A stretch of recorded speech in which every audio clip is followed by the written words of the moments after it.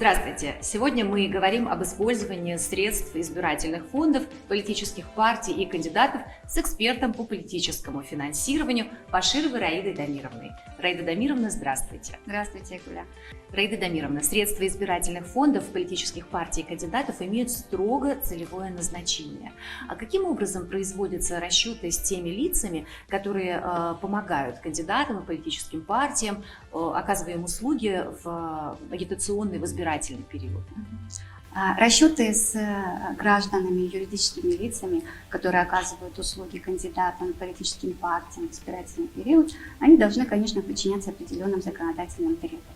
Это следующие общие требования. Договоры заключаются лично кандидатом, либо его уполномоченным представителем, либо уполномоченным представителем политической партии. Не могут заключаться позднее дня, предшествующего дню голосования. Договоры могут быть заключены только с совершеннолетними гражданами Кыргызской республики, и оплата производится только из специальных счетов кандидатов политических партий. Все финансовые операции, в том числе расчеты с физическими и юридическими лицами по специальным счетам, прекращаются в 18 часов дня, предшествующего дня голосования. Расчеты между кандидатом, политической партией и юридическими лицами осуществляются только в безналичном порядке. В случае проведения выборов депутатов Чугурку-Кенеша последние два требования иные, а именно: все финансовые операции, в том числе расчеты с физическими и юридическими лицами по специальным счетам, прекращаются не позднее 5 календарных дней после дня голосования. Расчеты между кандидатом политической партии и физическими и юридическими лицами за выполнение работ, оказание услуг, которые связаны с проведением выборной кампании, осуществляются только в безналичном порядке. Платные работы и услуги, которые выполняются гражданами и юридическими лицами для кандидатов и политических партий, они должны оформляться в письменном виде. Должны быть составлены договора, где должны быть указаны реквизиты сторон, объем поручаемой работы, далее расценки, порядок оплаты и сроки оплаты. Должна быть прописана ответственность сторон. И также все должно быть закреплено подписями и печатями. Кроме того, после завершения выполнения этого договора за оказанные услуги, должен быть составлен акт выполненных работ.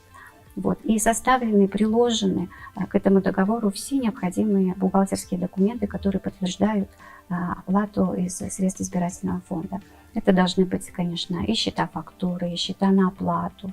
Это должны быть какие-то накладные, если это производится закупка каких-то товаров. Продолжая наш разговор, хотела бы задать следующий вопрос. Всем известно, что в избирательный период политические партии, кандидаты проводят очень интенсивную агитационную работу, очень интенсивную агитационную кампанию. То есть они готовят и распечатывают агитационные буклеты, снимают видеоролики, размещают агитационные материалы на билбордах. А вот как правильно изготовить вот такую вот агитационную информацию, агитационный материал? Да, Игорь, это очень интересный вопрос, очень хороший вопрос. Поэтому мы должны объяснить нашим слушателям о том, какие требования у нас есть к изготовлению и размещению таких агитационных материалов. Это прежде всего необходимо включать туда выходную информацию, выходные данные, то есть наименование организации, либо фамилию, имя, отчество индивидуального предпринимателя, которые изготовили этот рекламный материал. Далее необходимо указать фамилию, имя, отчество кандидата либо политической партии, кто заказал этот агитационный материал. Должна быть информация о тираже и о дате изготовления этого материала. Должны быть указаны сведения, из какого избирательного фонда кандидата либо политической партии было оплачено за эту продукцию. Ну и, конечно же, должна быть указана фамилия, имя, отчество уполномоченного кандидата по финансовым вопросам, который оплатил за эту продукцию. Без этих выходных данных распространение агитационных материалов запрещается. Спасибо большое.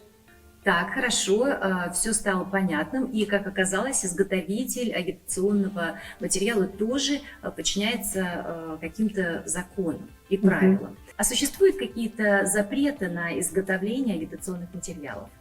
Да, и запреты тоже, Айгуля, существуют. Запрещено изготавливать агитационную продукцию без предварительной оплаты из средств избирательного фонда. Ну и об общих запретах, которые касаются изготовления агитационной продукции и работы в этот период. Запрещается бесплатное выполнение работы услуг, либо предоставление этих услуг и работ по необоснованно заниженным ценам для кандидатов и политических партий.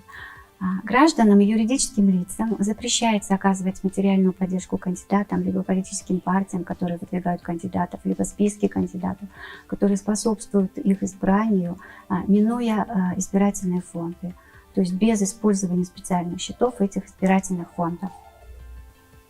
Это вполне обоснованно и справедливо. А также запрещается использовать иные денежные средства для оплаты предвыборных мероприятий и других работ, связанных с предвыборной агитацией, из других средств, минуя избирательные фонды.